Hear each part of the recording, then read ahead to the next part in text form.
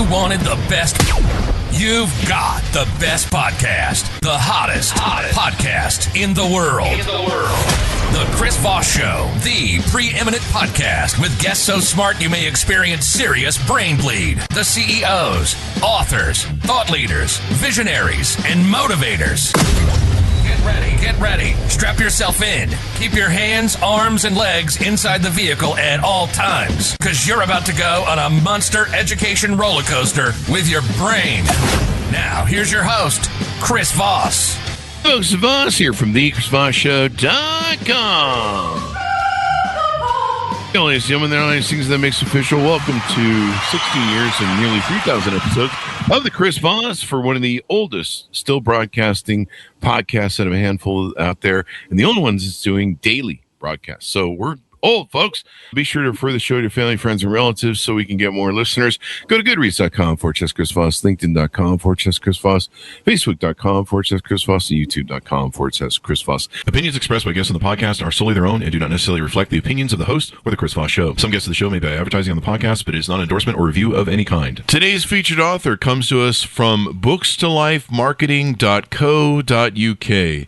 With expert publishing to strategic marketing, they help authors reach their audience and maximize their book's success. Today, returning guest and his wife, we're going to be talking about an additional book that they were shared with us earlier last week. This one is the book we're going to be featuring today, called How We Raise Three Children to Become Exceptional Adults with No Instruction Manual. What? There's an instruction manual? I just made up that ending, folks. March 3rd, 2025. So, How We Raise Three Children to Become Exceptional Adults with No Instruction Manual by Mr. Les Duncan and Mrs. Sharon Duncan. Welcome to the show, Les and Sharon. How are you? Really good, Chris. How are you? I am excellent today. Give us .com's websites, where we want people to get to know you better on the interwebs. Okay. My website is all lowercase letters, Leslie, Leslie, Duncan, DUNCAN.com. I have several podcasts out there. One is called Voices of Resiliency, and the other one is called The Les Duncan Show, which should go live in the next week. Yeah. And now, is that going to be a podcast or a YouTube channel, or everything's a podcast? Everything's a podcast nowadays. Yeah, that's true. It's going to be me telling the story of my life in a series of 25 to 30 minute long videos. Okay, sounds good. Then should make for some great content. Then you've got a lot of material and stories. Sharon, welcome to the show too as well. Any special social media places or websites you want people to look you up? No. Okay. All right. Give us a 30,000 overview of what's inside your book, and I'll give each of you guys a crack at it. So I'll pause after one of you throws that out, and we'll get the other one's input on all of our questions here. Okay. The book was a team effort. My wife provided details like locations and places and names and dates, and also some ideas. But the big deal was that we asked our children, our three children who are now exceptional adults, to tell us what they thought we did to make them turn out that way. And so a lot of the content in the book is directly from them. Oh, really? Yeah. And, wow. Yeah. So you got their feedback. So they're putting their reviews in then on the. Yeah.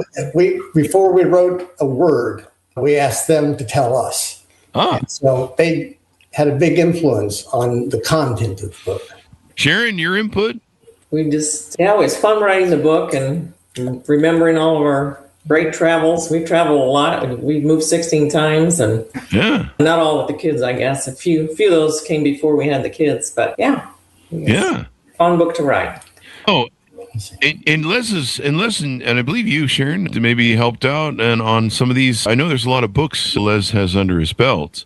How many books do you guys have total together? Or it's mostly him, but yeah, she was an editor on a couple of books. This first time she's been a co-author. It's good to have a good editor. Yeah, I think we have 7 books, including this book, which is now being republished. Now, I'm assuming you only had 3 children. Is that correct? This is true. Because it would be really funny. This is my comedic brain at work. If you guys had 4 or 5 children and you're like, yeah, how we raised 3 children to be exceptional. And then the other 2, we just don't talk about. That's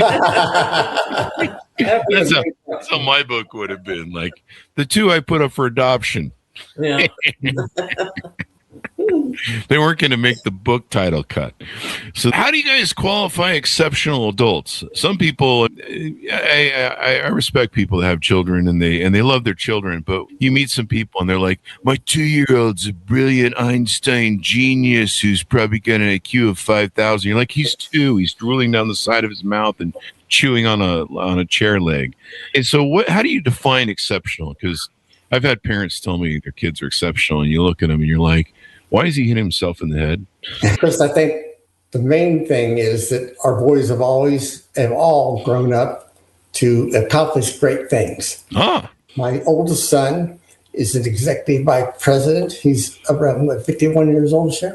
Yes. 51 years old. He's an executive vice president and principal in a market research company, which is headquartered in Milford, Ohio. He's specifically responsible for forecasting, which requires heavy-duty math and statistics skills. And he's outstanding at that. In fact, he won the Kohler Prize for mathematics when he was at Miami, Ohio University, and he wasn't a math major. It was a very prestigious award. Wow. Now, was this your first child? Yes, my first child. They're always the greatest, the best. I might be. I agree with that. I'm a first child. That's so am I. Doug, the next son, is the director of corporate compliance for Eaton Corporation all over the world. Really?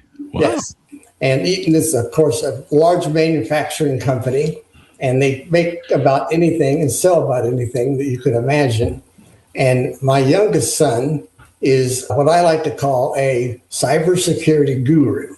He's a consultant, and he consults with businesses, again, all over the world, helping them to make sure that their systems don't get hacked or ransomware or any other of those nefarious deeds that go on these days. That's good because it's out of control. I don't know what it was, but in December of 2025, just a short 6-7 months ago, our email just got flipped on Gmail from all the spam, and evidently the AI is taken off, and it's creating so many different scams and spam and all this stuff. And boy, you really have to watch what you push buttons on when you open your email now. And I've seen some really good emails that look like my bank. Let's push the button here to check on what's going on in your account. I'm like, I don't know about this. I don't think so. And the best thing to do, folks, is if a financial institution or something is asking you to go check something, just go type in their URL on your own. Don't click the link. I just pull up my bank and Bank of America, whatever, American Express, whatever, and then it's their website, so I don't have to worry about it. So all of our sons are married. Oh wow! And they are also all have children. So we have grandchildren, which are the greatest gift that God has ever blessed anyone. Now, did they have to have grandchildren to make the list? No. Oh, okay. I didn't give grandchildren to my mom, so I think I'm out of the will. But until I do, which is going to be hard because I have a vasectomy, and I love sleep and happiness too. That's the main reason I didn't have kids. I really enjoy sleep. But no, that's great. You got how many grandchildren did you say you had? 4. And then Sharon, what are your thoughts on what makes a child exceptional? I don't know. They each have their own special personalities, and they all have great personalities, and they work hard, and they're good Christian people. That helps. A belief in God, and become exceptional adults, independent, get out of the house at 18, basically, maybe. I don't know. My dad was like, you ain't stay in my house after 18 until she got a job. Yeah, good for him. Good for him. I see these kids nowadays, they never leave the house, and you're just like, maybe you should do that every now and then. But you mentioned the title of the book with no instruction manual. Last time I checked, no one in life gets an instruction manual. I know that's kind of a callback joke we do on the show. What were some of the things that you guys had to maybe were challenged with, or favorite stories you have of maybe overcoming, or different ways that you found were great ways to raise exceptional adults? I think one of our biggest challenges was that we moved a lot, and it really took an effect on our sons when we ripped them up and took them to a new place where they had to make new friends and new environments. And for instance, our oldest son, Dave, when we moved him from Omaha to the Cleveland area, he was shy and quiet, and I think it was second grade then. Yes. And the elementary school he went to was literally right in our backyard. Walk out our back door, and about 15 steps, you were at the elementary school. Wow, that makes it easy to... That was heart-wrenching, because I used to come home for lunch in those days, and I'd watch out the back door and see him standing there all by himself while the other kids were off playing at recess. Oh. So I said to Sharon, we've got to do something about this. So we went and saw his teacher and asked her to help us find Dave a friend. And she did. And a week later, Dave was on the flag football team with his friend's father, and he made him the quarterback. And I thought he made him the quarterback because he knew that Dave was struggling to adjust. I asked him, why did you name Dave the quarterback? And he said, because he's the only person on the team who could throw a spiral. Oh, wow. That made me feel better. It also made me feel good because I'm the one who taught him how to throw a spiral. Yeah. Later on in life, Doug, our second son, was addicted to football. And he played high school football at Strongsville High School in Ohio. And it was a state championship team that year. We let him stay, not let him stay. He stayed with his mom and his younger brother while I went ahead to my new job. And when it came time for weightlifting and conditioning, he didn't go. For senior year. This is for senior year. This is for senior year. Yeah. I asked him, why aren't you going to weightlifting and conditioning? And he said, I've decided not to play football anymore. Really? That sank my heart. Yeah. Still does to think about it. But the next day, just coincidentally, the football coach who I had introduced him to came to his study hall and said, when did you get your ass down to conditioning and training? And so that night, he didn't come home on time. And I said, where have you been? He said, I went to conditioning and training. So anyhow, those were struggles. Sharon, any thoughts from your end on some of the things that challenged you, maybe overcame, or different things that you're proud of in writing the owner's manual for parents in this book? Yeah, we did move the kids a lot, about every 3 years. And probably the hardest one was going to England when Les took a job. So we lived 25 miles southwest of London. Oh, really? Yes. So they went to, it was an American school outside of London. It was in Cobham, Surrey. So I guess the only good thing about that was right away that they did know some other people from the same company as Les worked for. Those families, they moved a bunch of families at the same time. The kids got to know these other expatriates from his job. So it ended up being a good thing because we traveled around Europe every summer. And they got to know, that's how they got some of their international experience. Do you think that the international experience helped them open their eyes to different cultures and different things? It used to be a lot of kids would go off in the 50s, 60s, they would go off to Peace Corps, travel the world a little bit, or maybe they'd just go travel the world.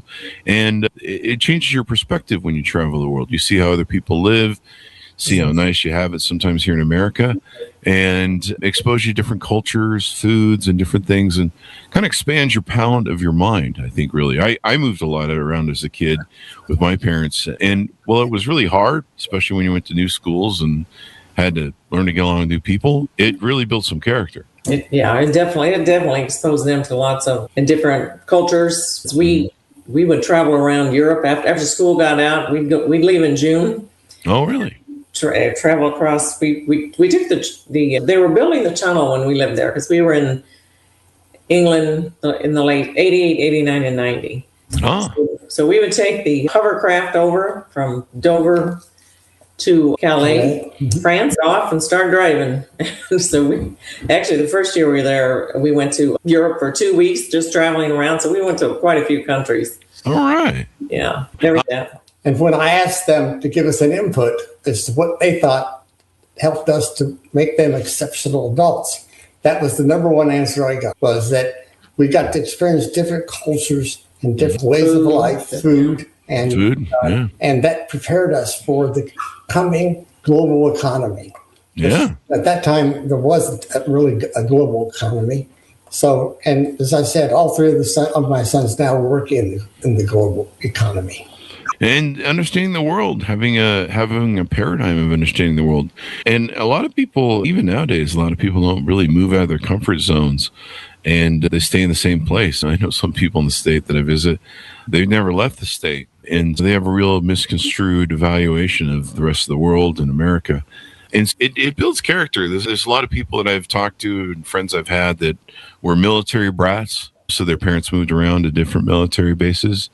And it's always interesting. They seem to have a better expanded worldview and understanding of how the world works than the sheltered people. True. Yeah, definitely. What are some other features that are important without an instruction manual? Maybe, would you call this an instruction manual that you guys have built in here? Or is it mostly the story of how you raised them? I think it's a little bit of both, but I think you can use it. Readers can use it as an instruction manual. One of the big things we focused on early was encouraging and praising our children when they were acting independently. We wanted them to be independent people.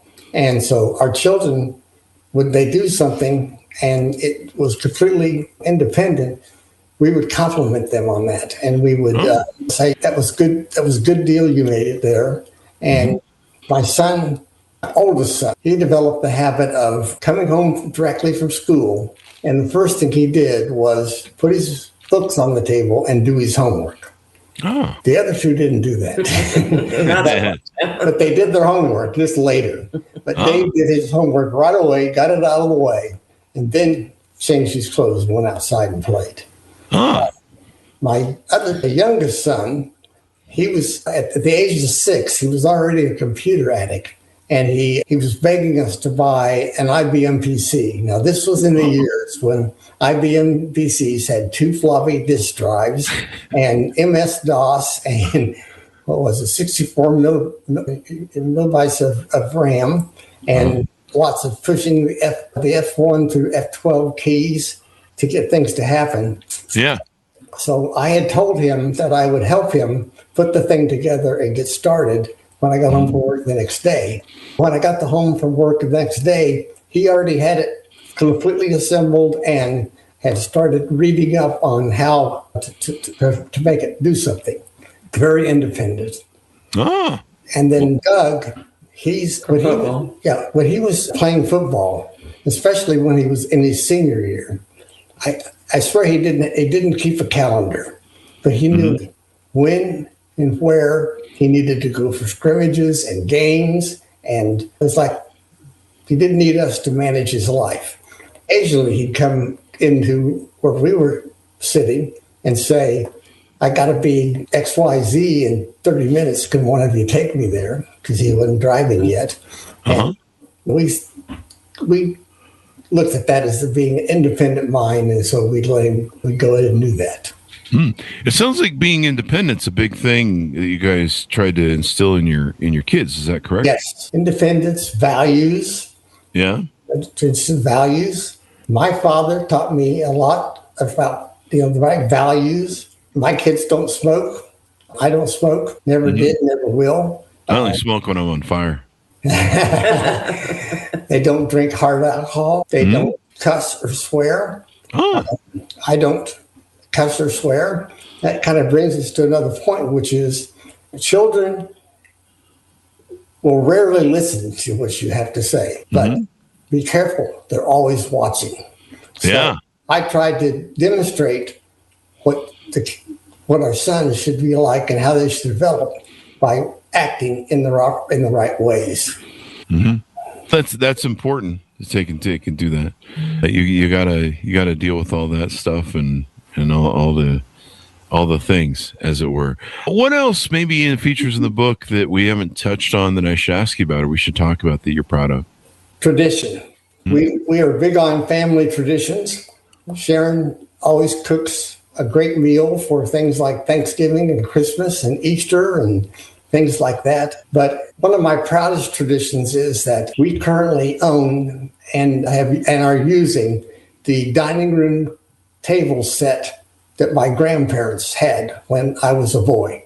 Oh, really? We're on 5 generations now of people who our families sitting around that table and sharing a meal for a special occasion. It was made in 1929. 1929. So almost 100 years old. It's in perfect shape. And the reason it's in perfect shape is when my mother and father decided to give it to us, they had to get rid of it because they didn't have room in the house that they were moving into. It was ugly. Sharon rejected it. She said, I don't have that ugly thing in my house. So I said, let's get it refinished and see what it looks like. Because it could have been painted with black lacquer paint or something. And it really was like. It was peeling. And it was It was looking good, huh? So we took it to a guy who refinished his furniture. Uh-huh. He got all the black stuff off.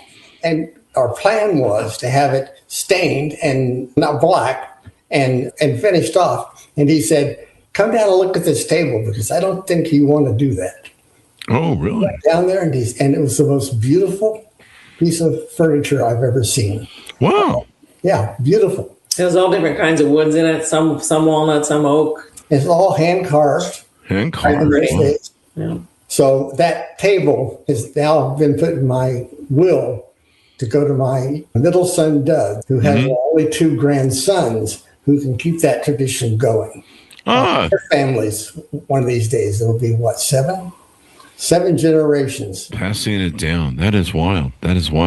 People need more of this and teaching children independence. What about self-accountability and self-actualization and good emotional intelligence regulation? Imagine you taught them maybe some of that intertwined with everything. They were pretty stable. We did not believe in capital punishment.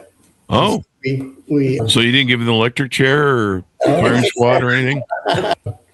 We did not. We may have invented timeout because I don't think it existed then. But our method of dealing with our sons when they got into an argument with one another or some kind of disagreement was they would come over to me usually and say, this is going on. And I'd hear both versions of the story. And I would say, sounds like you have a problem to work out.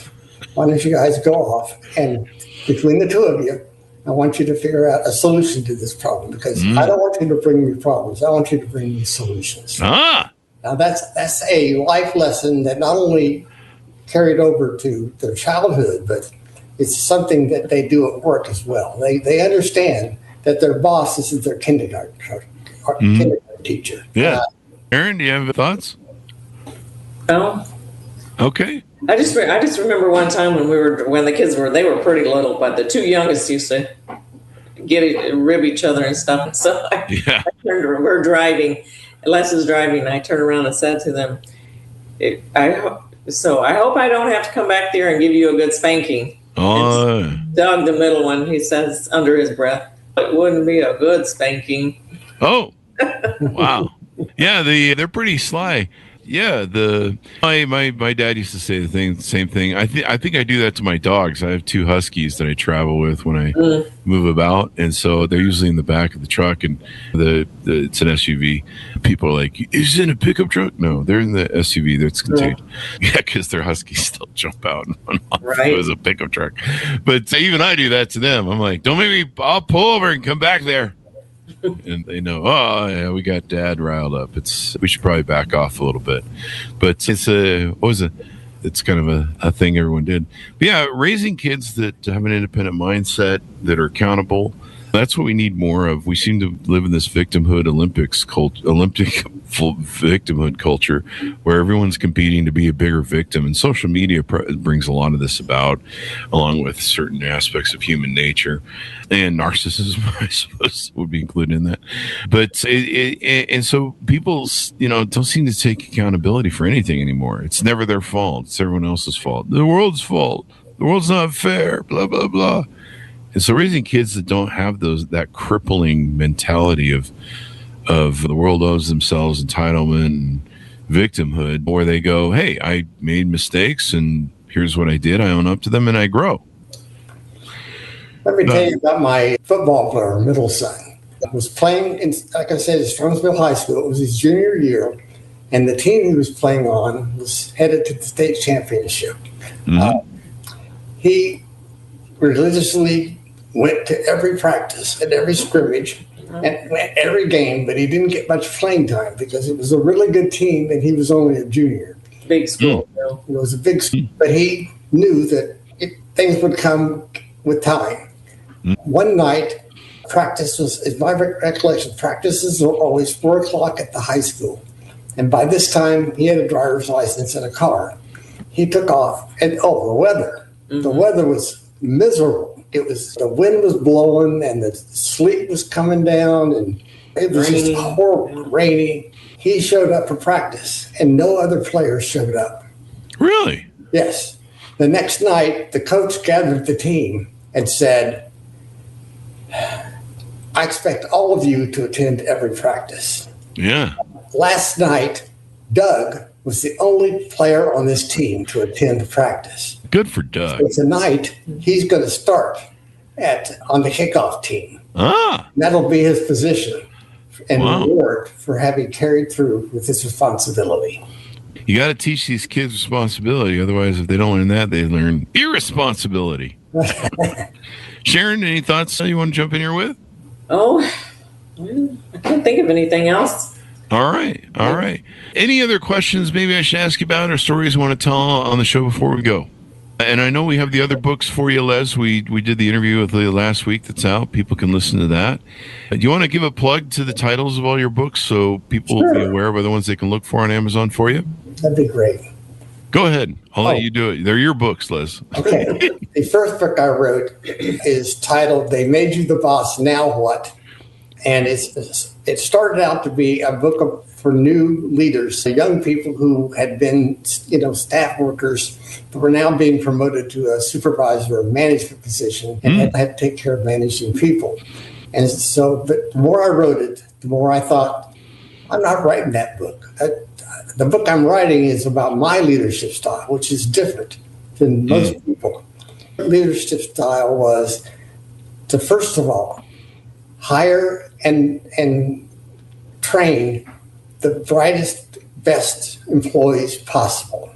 Then turn them loose and let them do the excellent job that you hired them to do. And don't get involved in asking them every other day, how's it going? Or how many more months is it going to be before you get that project done? If they need help, let them know that they are welcome to come to you. But if they don't say they're welcome, let them work away. Okay. Let them work away. Let them work away. That sounds like a good policy. Folks, as we go out, give people the final pitch out to pick up the book, or any of the books, your .coms and all that good stuff. Okay. It will be published on the Life to Books publishing arm. Books to Life. Books to Life. Books to Life. Yeah, Books to Life. Mm-hmm. And it will be in bookstores and on Amazon and Barnes & Noble and things like that. It's an easy read. It's not technical, and there's no psychological babble in it. So I kind of forgot to cover is that before we wrote our book, I tried to see what other books were available, and all the ones I found were just a bunch of psychological babble. So that we decided that wasn't going to be the case for our book. There you go. You got to stay away from that psychological babble because some people get really confused about stuff and all that. It's really important to do that. It's been wonderful to have you both on the show. Thank you very much for coming on. Thank you. Thank you. And thanks, Ernest, for tuning in. Order up their books wherever fine books are sold, and watch the episode we put with Les on his books on last week, I believe, on the 26th. How We Raised 3 Children to Become Exceptional Adults with No Instruction Manual, out March 3rd, 2025. And you can find that wherever fine books are sold. Link on the Chris Voss Show. Thanks for tuning in, folks. Go to goodreads.com/Chris Voss, LinkedIn.com/Chris Voss, Chris Voss1 on the TikTokity and all those crazy places on the internet. Be good to each other. Stay safe. We'll see you next time. You've been listening to the most amazing, intelligent podcast ever made to improve your brain and your life. Warning, consuming too much of the Chris Voss Show podcast can lead to people thinking you're smarter, younger, and irresistible sexy. Consume in regularly moderated amounts. Consult a doctor for any resulting brain bleed.